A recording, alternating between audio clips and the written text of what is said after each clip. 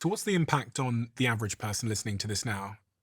And if this trade war continues, if these tariffs continue, what is the impact they're going to see in their life? But you can say though that if the tariffs last, one of two things will happen, or both of these two things will happen. Things that we import will get much more expensive, or what's more likely in places like China, if it's 145%, is the trade just stops.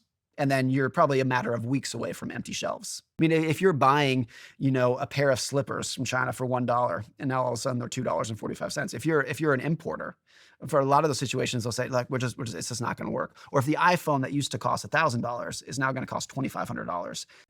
I was sat here yesterday with the CEO, and she said to me that she gets the majority of her products, pretty much all of them, from China. And when she's looking at the tariff situation, she's figured out that if she buys those products and sells them at her current price, she's losing money on every unit. Yeah, So she's like, I'll lose $9 on importing for example, like a dress. It's like I have no incentive now to continue to sell that dress. And if my only choice is to raise the price by like 150% to right, my customer. right. The two likely outcomes, if it persists, are much higher prices and empty shelves.